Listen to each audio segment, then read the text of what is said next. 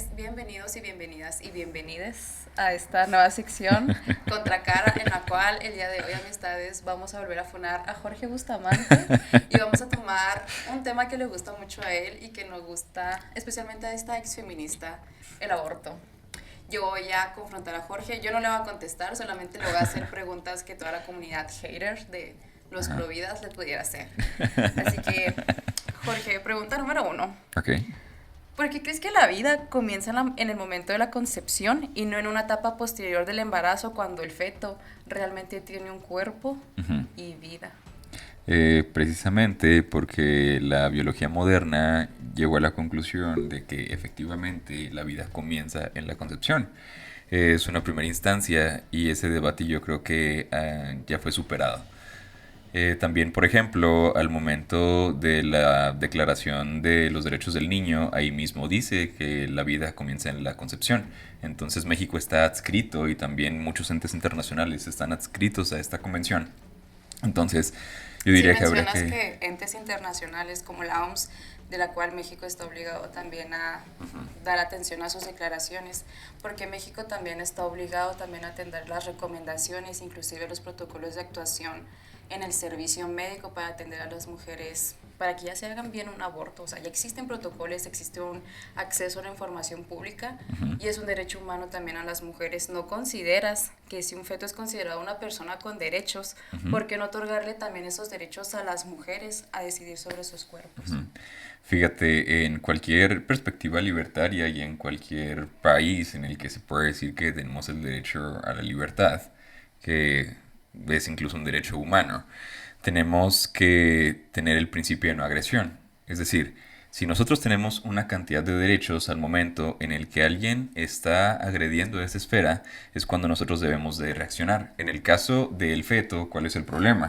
Que esta persona ni siquiera se le está dando el derecho a vivir, me explico. Ya está vivo, más bien se le está privando de la vida a este ente.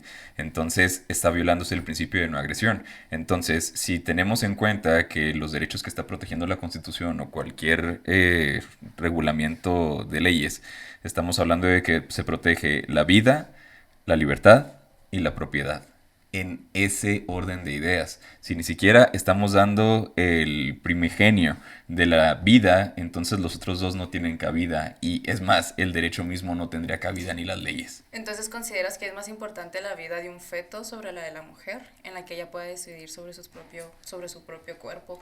Por ejemplo, en una situación de tú hablas de poner en primigenio la vida del feto y de este ente, Ajá. ¿no consideras que si una mujer está en una situación de riesgo y tenga que decidir sobre su propia vida, y estamos en un estado como Chihuahua, que somos, tú sabes que somos conservadores, por eso tienes tu Claro, podcast, claro, claro. ¿no consideras que es más importante que la mujer decida sobre su propio cuerpo más que la del feto? ¿Cuál es más importante en estas, si es la vida también de ella? De hecho, fíjate que es un tema bien interesante y es un tema que regularmente se le critica mucho a los grupos pro vida, ¿no?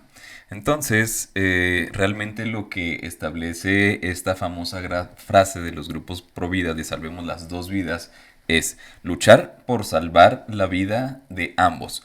Pero en un caso extremo, es decir, que corran peligro la vida del feto y el de la madre, se tendrá que optar por la vida de la madre. Pero es incluso por una cuestión médica y se acabó, ¿sabes? Ese es el verdadero debate. No es como de que, no vamos a llegar a las últimas instancias, incluso aunque mueran los dos. No, no se trata de eso. Es tratar de salvar las dos vidas hasta donde se pueda. Y si no, se tendrá que optar por la vida de la madre y pues ya está. Muy buena esa.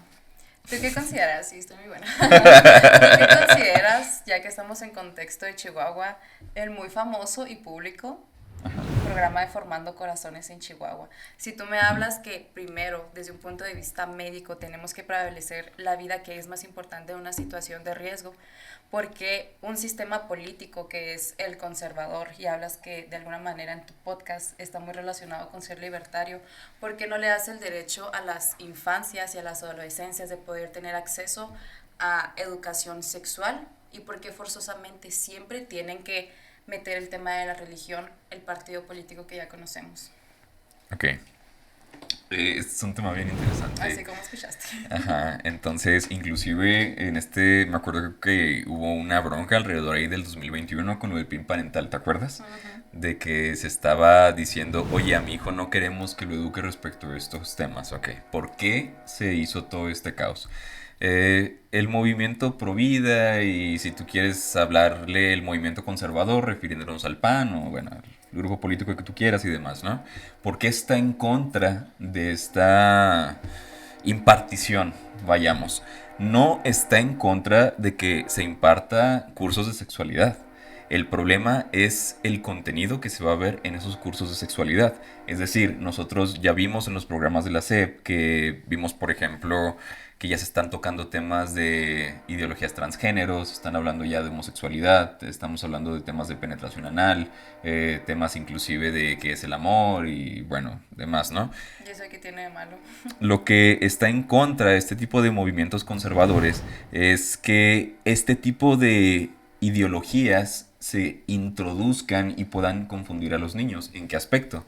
Digamos que está Pepito y Pepito quiere mucho a su amigo Juanito y resulta que le están hablando en la clase de educación sexual respecto de que, ah, mira, resulta que el amor es de esta forma y también no hay problemas si sientes cosas por los hombres y tal, y el niño pueda llegar a confundir esa relación de amistad que tiene con su amigo y pueda terminar en una cuestión, pues, digamos, riesgosa, ¿no?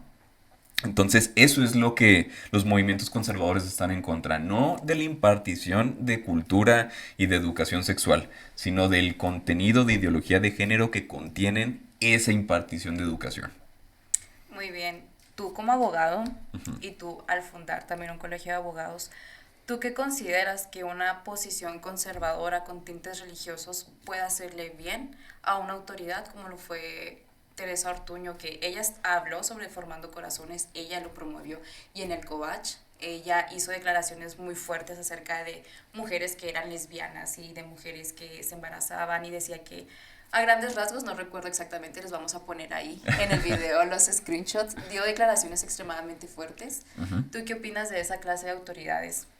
¿Hasta qué punto la religión te limita y hasta qué punto tú trasgredes tu propio ejercicio como autoridad para imponer tus consideraciones religiosas? Mira, regularmente el movimiento conservador, la misma derecha, se le suele involucrar mucho con la religión, ¿no? Es un tema latente. Pero yo digo que en la política actual tendríamos que tener muy bien delimitado lo que le corresponde a la iglesia y lo que le responde al Estado. Incluso en la misma Biblia lo dice, ¿no? Al César lo del César y a Dios lo que es de Dios. Entonces esa división está clara. Es un tema bastante interesante y va a ser un poco fuerte lo que te voy a decir. Y yo mismo te lo estoy diciendo, un católico y alguien perteneciente al Opus Dei, voy a expresar la opinión de Francisco Martín Moreno de que el enemigo más fuerte del país ha sido el clero. Y lo podemos ver en todas las guerras ha estado involucrado el credo y mi ídolo personal es Benito Juárez, me explico, y mucha gente se ríe al respecto cuando digo esto y a veces lo tengo de fondo de pantalla y tal, y son, para mí Benito Juárez es un héroe, pero es el padre de la patria, para mí. Entonces tú ves como Benito Juárez, uno de sus enemigos, vaya, latentes fue el clero, pero fue la forma en la que el clero atacó al Estado, no propiamente la religión católica. Creo que habría que dar esa diferenciación. De hecho, se dice que Benito Juárez tenía dos trajes nada más, uno que usaba de diario y otro que usaba para ir a misa. Tanto era su fervencia católica, pero él mismo en las leyes de reforma quiso separar precisamente a que, oye Estado, tú tienes esta responsabilidad, pero la iglesia nos está imponiendo este tipo de obligaciones que no son justas. Él mismo entró primero al seminario y se salió de hecho por el exceso de violaciones que vio al pueblo. Entonces, a mí en lo personal, y te lo estoy hablando, te digo, un católico perteneciente al Opus Dei, para mí la iglesia no debe de tener la más mínima injerencia en los temas que corresponden al Estado. Muy bien, ha sido. Ese episodio de Benito Juárez se los recomiendo mucho en Opus Magnum. La verdad es un muy buen debate y aprende muchas cosas de ahí. Pero cada quien tiene su punto de vista. Así Así que es. muchas gracias a esta primera sección. Nadie gana, solamente es que hacer está bien confrontarnos a veces y decirnos nuestras verdades Y en que la la cara. gente diga, "Ay, qué pedo", No tiene ¿no? nada de malo decir las verdades, y pues sí, seguimos siendo amigos y esperamos que les haya gustado mucho esta sección. Les leemos en los comentarios amistades y a todos. Muchas gracias. Sigan a Difusión Chihuahua. Sigan a Difusión Chihuahua y Opus Magnum. Claquetazo, antes de que cortes el audio.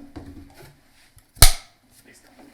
En unas no me respondiste muy bien, Jorge. Yo era de derechos humanos, yo